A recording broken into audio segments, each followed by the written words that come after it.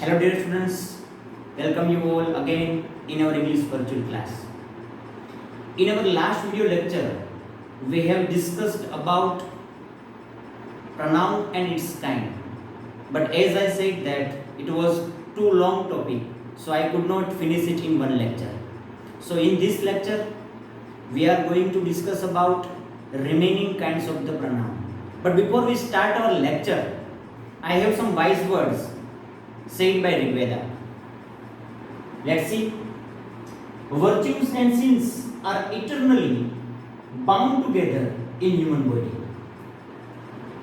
આનો મતલબ એવો થાય કે વર્ચ્યુ ધેટ મીન્સ સદગુણો અથવા તો પુણ્ય લઈ શકીએ, એન્ડ સિન્સ એટલે કે પાપ, પુણ્ય અને પાપ આ બંને ઇટરનલી શાશ્વતપણે કાયમ માટે બંધાયેલા રહે છે માનવ શરીરની અંદર. આપણું શરીર છે એ હંમેશા પાપ અને પુણ્યથી જકડાયેલું રહે છે. આ લાઇન્સ બતાવે છે કર્મના સિદ્ધાંતને, જે શ્રીમદ ભગવદ્ ગીતા આપણને કહે છે. આપણે જેવા કર્મ કરીશું તેવા જ ફળને પ્રાપ્ત કરીશું. માણસ જે પ્રકારના રસ્તા પર ચાલશે એ જ પ્રકારની મંજિલને મેળવશે. તમે જેવી કેડી કંડારીશો તેવા જ પ્રકારના તમે તમારી મંજિલને પામીશો. આપણે બાવળ વાવીને ક્યારેય કેરીની અપેક્ષા ન રાખી શકીએ. તો આવો સદગુણોને આપણા જીવનમાં લાવવાના એક સારા વિચાર સાથે, વેદના મંત્ર સાથે કે વેદના વિચાર સાથે આપણે આપણા આજના વિડિયો લેક્ચરની શરૂઆત કરીએ. Let's begin. In our previous lecture we have discussed about three kinds of pronoun. મેં પર્સનલ પ્રોનાઉનના ત્રણ પ્રકાર બતાવ્યા હતા. પર્સનલ પ્રોનાઉનની અંદર પણ ત્રણ વિભાગ આવે છે: subjective pronoun, objective pronoun and possessive pronoun. આપણે આગળના લેક્ચરની અંદર આખું પોસ્ટર પણ ભણેલા હતા. જો કે એક જ લેક્ચરમાં બધા જ પ્રકારને પૂરા કરવા અનિવાર્ય હતા, પણ છતાં પણ અશક્ય પણ હતા, માટે બધા પૂરા થઈ શક્યા નથી. એટલા માટે મેં એ લેક્ચરને વચ્ચેથી થોડો સ્ટોપ કરી અને કટ કરેલો છે. હવે આ લેક્ચરમાં આપણે બાકીના જે રહેલા પ્રકાર છે તેના વિશે ચર્ચા કરીશું.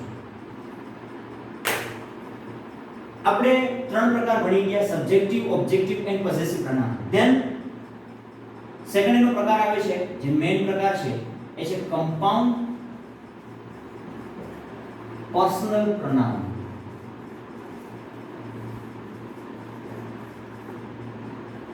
આ કમ્પાઉન્ડ પર્સનલ પ્રોનાઉન ની અંદર એના બે પ્રકાર આવે છે. there are two kinds: reflexive pronoun and second emphatic pronoun. Now what is the difference between reflexive and emphatic pronoun? As I said that મેં પહેલા તમને કહ્યું હતું, રિફ્લેક્સિવ અને ઇમ્પેરેટિવ પ્રોનાઉન બંને શબ્દો તો એક સરખા જ વાપરે છે. ધેટ મીન્સ કયા કયા હોઈ શકે છે રિફ્લેક્સિવ પ્રોનાઉન? આપણે કોષ્ટકમાં ભણી ગયા છીએ: myself, ourselves,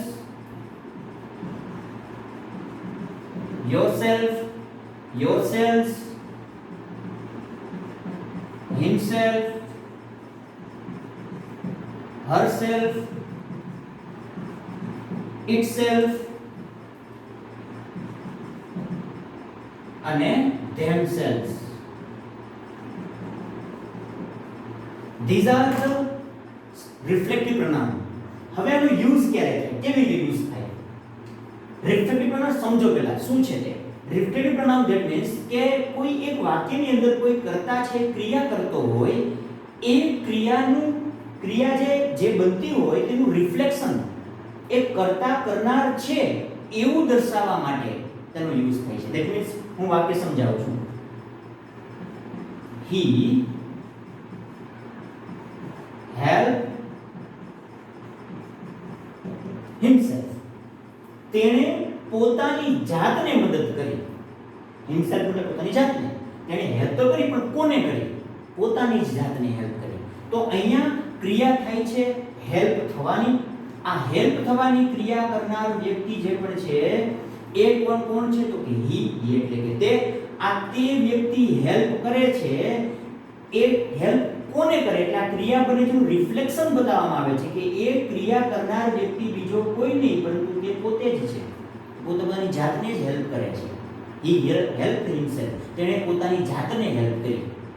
તો કહેવાનો મતલબ કે અહીંયા જે ક્રિયા થાય છે એ ક્રિયા કરનાર વ્યક્તિ જ્યારે સંકળાયેલો હોય જે તે ક્રિયા કરવા માટે અને એ ક્રિયા કરનાર વ્યક્તિ છે એના જ વિશેનું તમે રિફ્લેક્શન બતાવવા માંગતા હોય, એનું જ રિફ્લેક્શન થાય છે એ દર્શાવવા માટે જે પ્રનામ વપરાય એને કહી શકાય રિફ્લેક્સિવ પ્રનામ. હવે હું તમને ડિફરન્સ સમજાવું બંને વચ્ચેનો. ચલો હવે આવું વાક્ય, વોટ ઇઝ ધ એમ્પેથેટિક પ્રનામ? આ જ વાક્યમાં યુઝ કરવું છે મારે. હી himself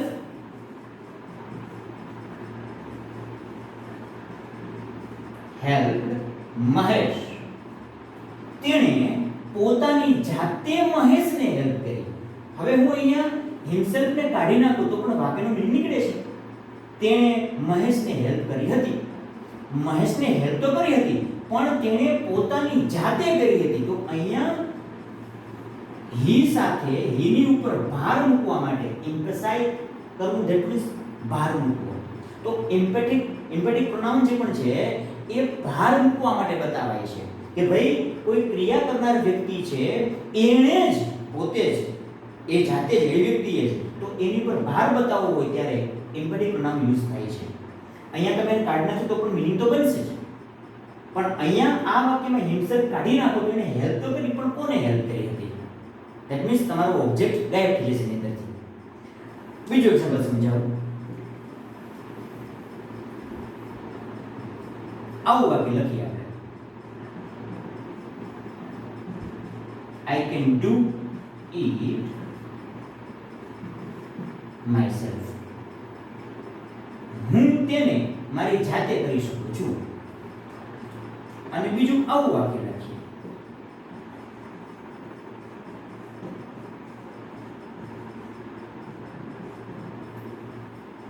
I myself can do it.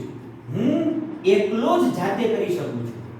મતલબ હું પોતે જ કરી શકું છું, બીજા કોઈ નહીં. I myself can do it. હું મારી જાતે પોતે જ કરી શકું છું. અહીંયા આ વાક્ય શું બતાવે છે? રિફ્લેક્સિવ પ્રોનાઉન બતાવે છે.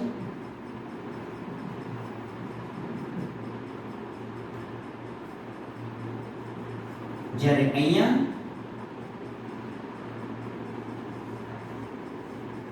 એમ્ફેટિક પ્રોનાઉન બતાવે છે. I can do it myself. હું તે કરી શકું છું.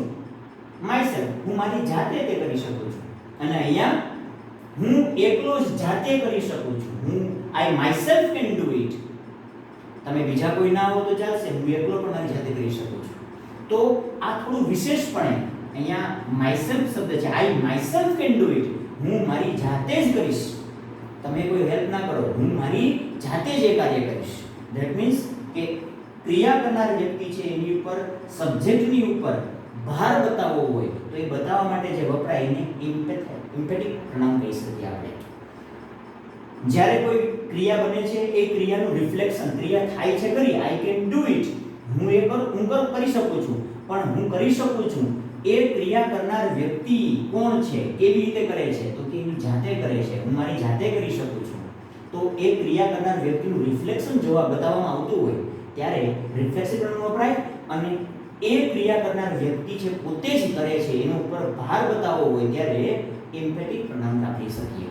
These are the two kinds of compound pronoun. Okay, now let's discuss one more topic. આમાં ત્રીજો પ્રકાર આવે છે. આ થોડું તમને ગૂંચવાડા ભર્યું લાગશે, બટ ઇંગ્લિશની અંદર એનો યુઝ આ રીતે થાય છે. થર્ડ જે છે તે છે ડેમોન્સ્ટ્રેટિવ pronoun. Now what is demonstrative pronoun? કોને કહી શકીએ આપણે? તો કે ભાઈ નિર્દેશ કરતું હોય, ડેમોન્સ્ટ્રેટ કરતું હોય, કોઈ દર્શાવતું હોય. જેમ કે આમાં મુખ્યત્વે ચાર આવે: this, that, these, those. આવું વાક્ય લખીએ: this is a table. That is a car. These are boys. Those are girls. તો તમે જોઈ શકો છો વાક્યમાં કે these, that, these, those એ બતાવે છે, દર્શાવે છે. તો કોઈ વસ્તુનો નિર્દેશ કરવા માટે વપરાતું હોય તો એવા પ્રનામને કહી શકાય ડેમોન્સ્ટ્રેટિવ પ્રનામ. ઓકે, ધેન ચોથો પ્રકાર, fourth kind.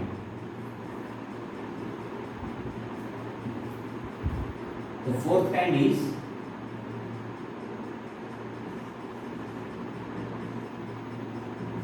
indefinite pronoun. Now what is indefinite pronoun? Indefinite નો મતલબ એવો થાય અનિશ્ચયવાચક. અનિશ્ચય મતલબ કોને કહી શકાય? જેમાં નિશ્ચિત ન હોય કોઈ પ્રકારનો. Let me clear you. આની અંદર આવું વાક્ય આવી શકે, somebody has stolen my book. કોઈ કે મારી બુક ચોરી લીધી છે. somebody, that means somebody मतलब कोई व्यक्ति ચોક્કસ નથી, કોઈ કે.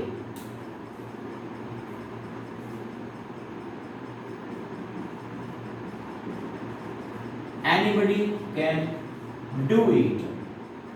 કોઈ પણ તે કરી શકે છે. anybody can dance, એવું વાક્ય લખી શકાય.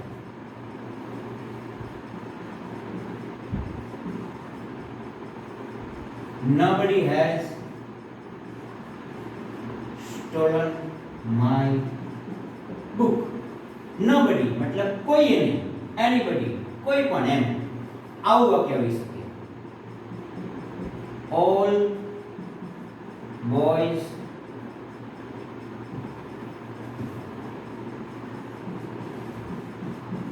are good. અહીંયા all વપરાયેલું છે. all એટલે બધા, બધા એટલે કોઈ એક વ્યક્તિ નથી.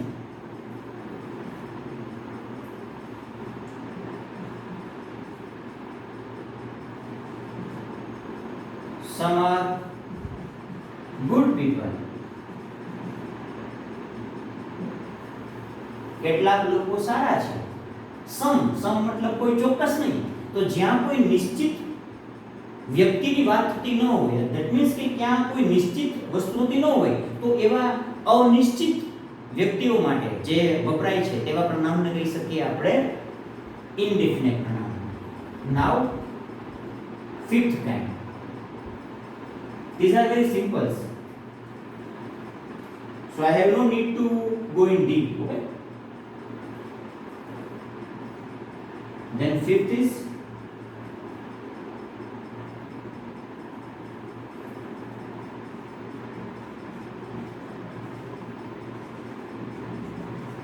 distributive pronoun.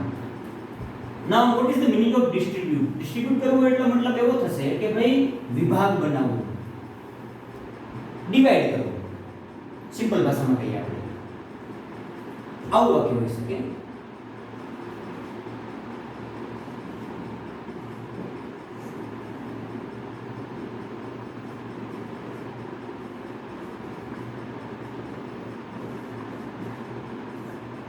each of the pens is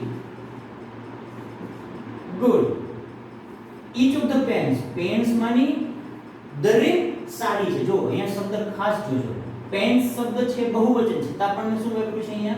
is. why each લીધું? each of the pens, pen ની અંદર રહેલી each, દરેક એમ, that means ડિવાઇડ કરો તમે. બધી પેનની વાત નથી, એમાંની રહેલી દરેક પેન કેવી છે? સારી છે. દરેક એક મતલબ અહીંયા એકની વાત થઈ છે, એટલા માટે એક વચન વાપર્યું છે. either of you has got the prize. તમારામાંથી કોઈ એકે પ્રાઇઝ મેળવ્યું છે. either of you, કાં તો તમારામાંથી કોઈએ પ્રાઇઝ મેળવ્યું છે.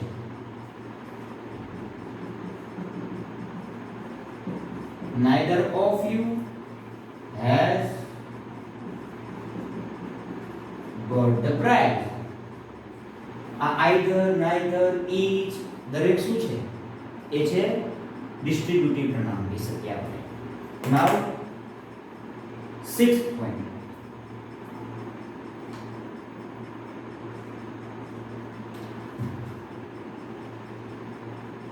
Sixth is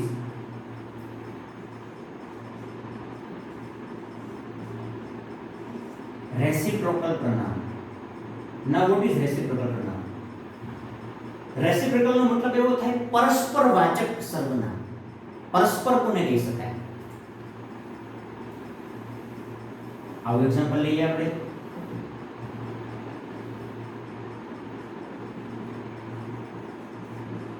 Manoj and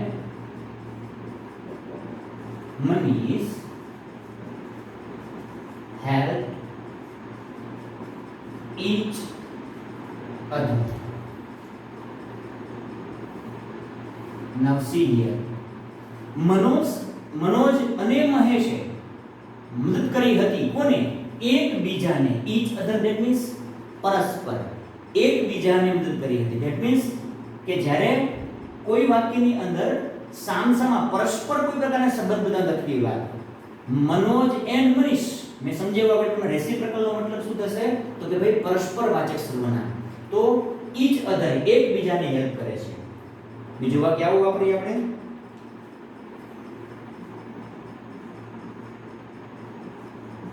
Ramesh,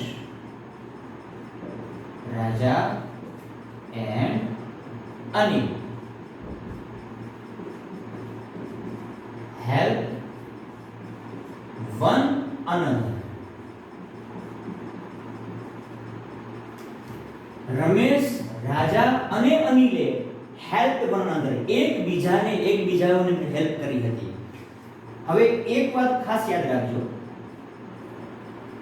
જ્યારે તમે કોઈ વાક્યમાં રેસિપ્રોકલ પ્રોનાઉનનો યુઝ કરીએ, સ્પેશિયલી જ્યારે કોમ્પિટિટિવ એક્ઝામ ની અંદર કોઈ ક્વેશ્ચન આવે છે ત્યારે મોટા ભાગે આવા પ્રકારના એક્ઝામમાં ક્વેશ્ચન પૂછાય છે જેમાં વિદ્યાર્થીઓ થાપ ખાઈ જાય છે.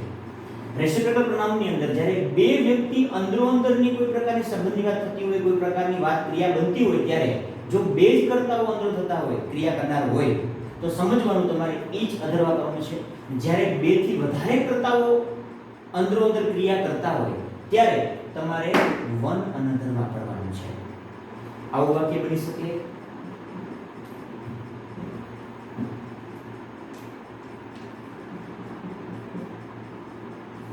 all boys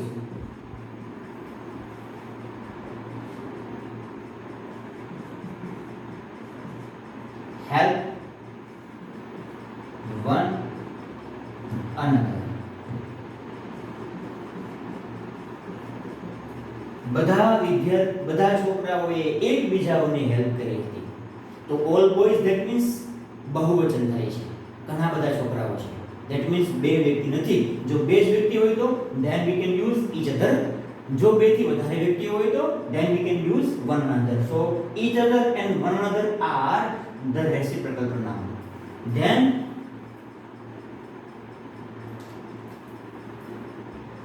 seventh kind of the pronoun, it's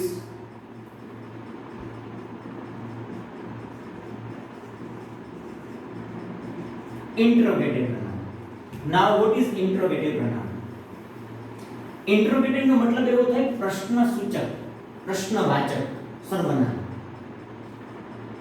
જોઈએ આપણે એક્ઝામ્પલમાં. હવે ક્યાં ક્યાં હોઈ શકે છે આમાં? તો કે જ્યારે કોઈ પ્રશ્ન પૂછવામાં આવે અને તેમાં કોઈ સર્વનામ યુઝ થતો હોય ત્યારે તે સર્વનામ ઇન્ટ્રોગેટિવ પ્રનામ બને છે. who are you? બીજું which is your book? તમારી કઈ બુક છે?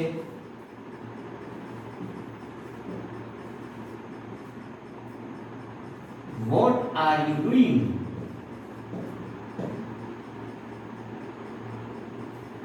આ બધા પ્રનામ અહીંયા જુઓ.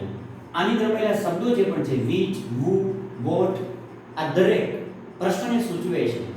That means they are the interrogative pronoun. Then the last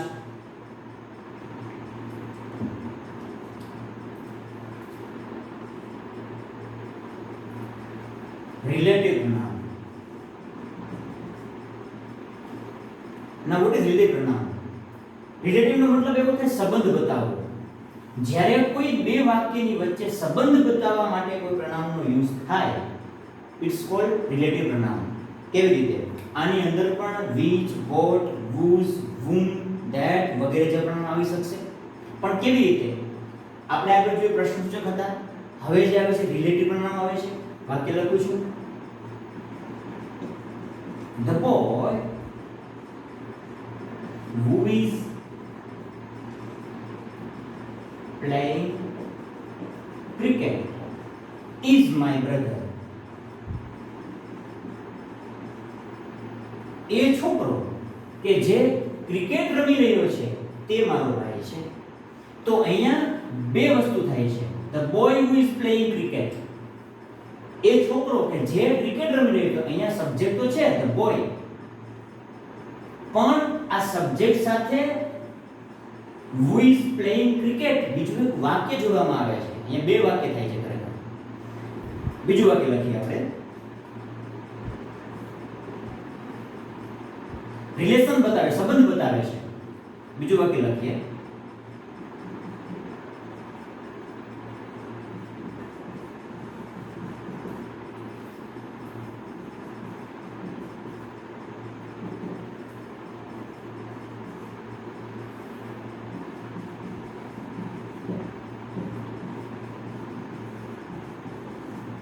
It was the book, તે એ ચોપડી હતી, which કે જે I had bought yesterday, જે મેં ગઈકાલે ખરીદેલી હતી. તો અહીંયા which શું બતાવે છે? બે સેન્ટેન્સ વચ્ચેનો સંબંધ. It was the book, એ ચોપડી હતી. કઈ ચોપડી? રિલેશન બતાવો. which કે જે I had bought yesterday, મતલબ કે અહીંયા બે વાક્યને જોડવાનું કામ પણ કરે છે which. તો એ કન્જક્શન નું કામ પણ કરતો હોય, પણ અહીંયા એ રેસિપ્રોકલ પ્રનાઉન, સોરી માફ કરજો, રિલેટિવ પ્રનાઉન તરીકે યુઝ થશે. ત્રીજું વાક્ય લખીએ.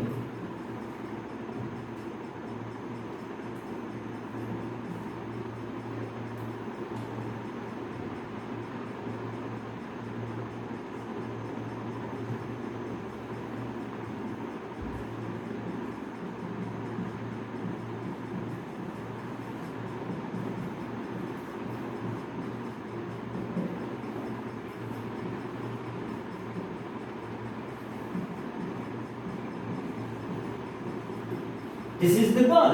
આ એ છોકરી છે whom કે જેને I met yesterday, જેને હું ગઈકાલે મળ્યો હતો. તો અહીંયા બે વાક્ય વચ્ચે એક પ્રકારનું કનેક્શન, રિલેશન બતાવવાનો પ્રયત્ન થાય છે. પ્રથમ વાક્યની અંદર જે ઘટના ઘટે, ક્રિયા થાય છે, એમાં જે નાઉન છે એ નાઉનની સાથે બીજું વાક્ય શું બતાવે છે? તો કે રિલેશન બતાવે છે. જેમ કે આમાં છે it was the book, આ એ જ ચોપડી છે. કઈ ચોપડી? કે જે ચોપડી I had bought yesterday, મેં ગઈકાલે ખરીદેલી હતી. આ છોકરો, એ છોકરો, કયો છોકરો કે જે ક્રિકેટ રમી રહ્યો છે એ મારો ભાઈ છે. This is the girl, આ એ જ છોકરી છે. કઈ છોકરી છે? તો કે જેને whom I met yesterday, જેને હું ગઈકાલે મળ્યો હતો. તો આ પાછળનું વાક્ય એક પ્રકારનું રિલેશન બતાવે છે કેની સાથે? અહીંયા રહેલા નાઉન સાથે. અહીંયા બોય નામ છે. ધ બોય કયો છોકરો? તો કે જેને જે ક્રિકેટ રમી રહ્યો છે. કઈ બુક? તો કે જે બુકને મેં ગઈકાલે ખરીદેલી હતી. કઈ ગર્લ? તો કે જે ગર્લને હું ગઈકાલે મળેલો હતો. તો ધીસ ટાઈપ ઓફ અહીંયા એક પ્રકારની એ રચના બને છે કે જ્યારે રિલેશન બતાવવામાં આવતું હોય તો ધેટ કાઇન્ડ ઓફ આ પ્રકારના વાક્યની અંદર which, whom, who, whose, that વગેરે જેવા સર્વનામ વપરાય છે અને they are called the relative pronoun. So this is the kind of pronoun.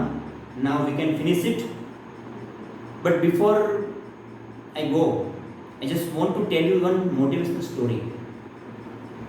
You know, મેં પહેલા તમને આગળ કહ્યું પ્રમાણે પહેલા સુવિચારમાં ઋગ્વેદના આપણા કે ભાઈ માણસના વર્ચ્યુ અને since they are entirely bound, એ શાશ્વતપણે બંધાયેલા છે ટુ ધ હ્યુમન બોડી. જેવું કાર્ય કરશું એવા જ પ્રકારનું આપણું જીવન બનશે. તમે તમારા જીવનમાં થોડો ઘણો પણ બદલાવ લાવવા માંગતા હો, થોડો ઘણો પણ ચેન્જ લાવવા માંગતા હો, તો એ ચેન્જ લાવવા માટે તમારે તમારા જીવનની અંદર રહેલા તમારા સારા વિચારને, ઉચ્ચ વિચાર કે ઉચ્ચ મૂલ્યોને પકડવાની જરૂર છે. પણ એને બદલે એને વિરુદ્ધમાં કદાચ એવું બની શકે કે જો તમે તમારા જીવનમાં થોડા પણ અવગુણને આવવા દેશો, થોડા પણ દોષને આવવા દેશો, તો કદાચ એ દોષ એ તમારા જીવનને બદતર બનાવી દેશે. કોઈ એક બંદર પરથી, ઇંગ્લેન્ડના બંદર પરથી એક જહાજ નીકળે છે ઇન્ડિયા આવવા માટે. એના કપ્તાન બહુ સારા હતા, હોશિયાર હતા, તેના ખલાસીઓ પણ હોશિયાર હતા. હવે તેઓ એક માણસને બેસાડે છે હોકાયંત્રની બાજુમાં અને એને કહે છે કે હોકાયંત્રની સોય છે એ થોડી પણ ચેન્જ થાય, મતલબ એનો કાંટો જે છે ફરે તો મારું ધ્યાન દોરજે. હવે ઘટના એવી ઘટે છે, જહાજ નીકળી ગયું છે, પણ થોડું આગળ ચાલતા સુકાની થોડી સરતચૂક થવાના કારણે સુકાની જેવી થોડી સરતચૂક થઈ ગઈ અને થોડું વહાણ પલટાણ. હોકાયંત્રની જે સોય હતી તે સેન્ટીમીટરના 20મા ભાગ જેટલી ખસી. પણ ત્યાં બેસેલા વ્યક્તિએ વિચાર્યું કે અરે આટલામાં શું કહેવાનું, આટલું તો ખસતી હશે. હવે ઘટના એવી ઘટે, જહાજ પહોંચવા આવ્યું ઇન્ડિયાના કિનારા પર, ભારત પણ દેખાણું, નેરો દેખાણું, અરે બોમ્બે ક્યાં? જહાજને જવાનું હતું બોમ્બે બંદર ઉપર. કપ્તાન આવીને જોયું તો હોકાયંત્રની સોય થોડી ખસેલી હતી, નજીવી એવી. એટલે એણે કહ્યું કે મેં તમને કહ્યું નતું તમારે મારે ધ્યાન દોરવાનું છે, ખસે તો. પહેલા કહ્યું કે સાહેબ આ સોય તો એટલી ખસી, એટલામાં તમારું શું ધ્યાન દોરવું? અને કપ્તાને કહ્યું કે અરે ભાઈ તું એવું કહે છે કે આ સોય તો એટલી ખસી, આ સોય એટલી નથી ખસી, આ સોય 500 માઇલ ખસી ગઈ છે. ધેટ મીન્સ હોકાયંત્રની સોય ભલે ઓછી, સાવ મામૂલી એવી એનું કાંટો બદલે, પણ જહાજનું અંતર અને જહાજનું જે ડેસ્ટિનેશન હતું, જે પહોંચવાનું જે હતું, એ બંને વચ્ચેનું અંતર તો ઘણું લાંબુ થઈ જાય છે. એટલે તારી એક ભૂલના કારણે આપણે 500 માઇલ ખસી ગયા છીએ. અને કદાચ જો અંતર લાંબુ હોત, લાંબા રૂટ માટે હોત, તો કદાચ 5000 માઇલ પણ દૂર ગયા હોત. કહેવાનો મતલબ આપણા જીવન પણ આવું જ છે. જો નજીવી બાબતોને આપણે નજરઅંદાજ કરીને કાઢી નાખીએ છીએ, પણ ઘણી વખત આ નજરઅંદાજ કરીને બાબતો જ આપણા જીવનને બદતર બનાવી દે છે. કોઈ બાળક છે એ કોઈ ખરાબ સંગતમાં આવે અને માતા પિતા એવું સમજે કે ભાઈ આટલામાં શું એને કહેવું, આટલામાં શું થપ્પો આપો, પણ એ નાની કુટેવ એ કદાચ એ વ્યક્તિને મોટો ક્રિમિનલ બનાવે છે. ચાલો આપણે પણ આવા સારા વિચાર સાથે કે આપણા જીવનને સારું બનાવવાના એક ઉચ્ચ વિચાર સાથે આજના વિડીયો લેક્ચરને પૂરો કરીએ છીએ. જય શ્રી કૃષ્ણ. આવજો.